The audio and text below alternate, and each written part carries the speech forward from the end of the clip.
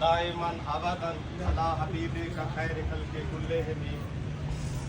حضور پاک صلی اللہ علیہ وسلم کی ذات اقدس پر کروڑوں درود و سلام کے بعد میں جناب ایس ایچ او کیمپ اور حضور بخش صاحب، ناصر محمود کوچی صاحب، گجراتی صاحب، ندیم صاحب، جتنے ہی مہمان آئے نے اور انجمن تاجران دی جتنے بھی ممبران تشریف لائے نے، سب نو پاکستان دی جشن آزادی مبارک ہو گئی۔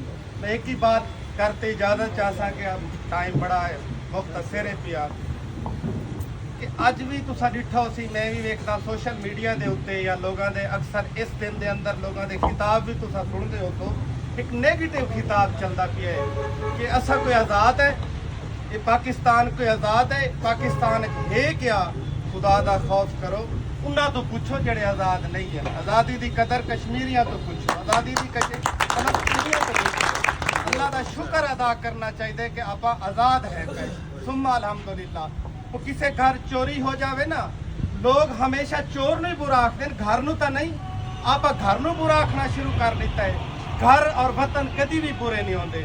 میری دعا ہے کہ اللہ پاک پاکستان نو ہمیشہ سلامت رکھے، دن دگنی رات چگنی ترقی عطا کرے، اور سارے دوستاں دی مہربانی، کچھ نہ کرنے سے کرنا بہتر۔ انجمن تاجران کیمپ اور تمام ممبران عہدیداران مبارکباد پیش کردا کہ پروگرام چھوٹا ضرور ہے لیکن منظم ہے، تو مبارک ہوئے، بڑی مہربانی۔